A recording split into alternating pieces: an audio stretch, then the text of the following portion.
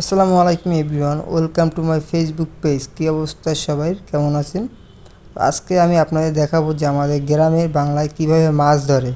তো আমাদের গ্রামে যেভাবে মাছ ধরে, কিন্তু এখানে আইসে দেখি যে উল্টো উল্টো মানে এখানে মাছ ধরতে আছে উল্টোভাবে। এখানে মানে একটা ছোট একটা পুকুর হেসতে আছে এইসব ভাষা হয়তো অনেকে বুঝবে না, এটা আমাদের বরিশালেরাই বুঝবে।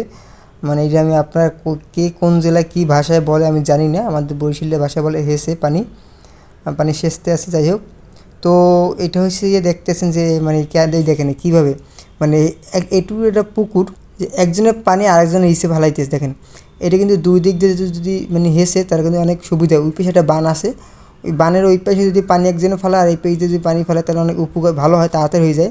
আর এদিকে দেখেন এক পানি দুইজনে হেসে, মানে একজনে হিসছে পানি এক জায়গায় হালায় আর একজন হেই পানি আরেক জায়গায় হালায়, মানে ডাবল কষ্ট করতে আছে। তো ওই একটা শোল মাছ দেখতে হইতেছেন, মোটামুটি বড়, তেমন একটা বড় না। তো তেমন একটা মাছও পায় নাই। যেভাবে যখন প্রথম হেসা শুরু করছিল অনেক ঘাউ হয়েছিল, তো ফার্স্টে ভাবছে হয়তো বা মাছ আছে, কিন্তু পরে মাছ পায় নাই। আর সবচেয়ে মজার ব্যাপার হচ্ছে বাইটে মাছটা ধরতে পারে না।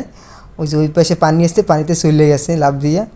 তো পরবর্তীতে একটি ধরতে পারছে, তবে অনেক ভাবছিল হয়তো অনেক মাছ পাবে, কিন্তু সেই হিসেবে কোনোই মাছ পায় না। অনেক কষ্ট করছে লোক কটা, এখানে 3টে লোক অনেক কষ্ট করছে। তাদের ভিতরে কিছু বাচ্চা পোলাপান আছে, ওই দেখেন তারা লাফালাফি করছে। তারা শুধু শুধু পানির কাদা দিয়ে, শীতের ভিতরে পানি কাদা দিয়ে পুরো মুখমণ্ডল মাইকে ফেলাইছে।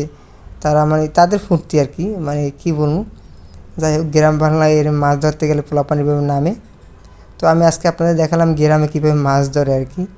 তো দেখে অনেক পুরনো কথা মনে পড়ে গেছে আর কি। তো যাই হোক, সবাই ভালো থাকেন। আসসালামু আলাইকুম, দেখা হবে নেক্সট ভিডিওতে। আর যারা ফলো দেন না আমার আইডিতে, এখন একটু ফলো দেবেন প্লিজ ভাই। ভালো থাকেন।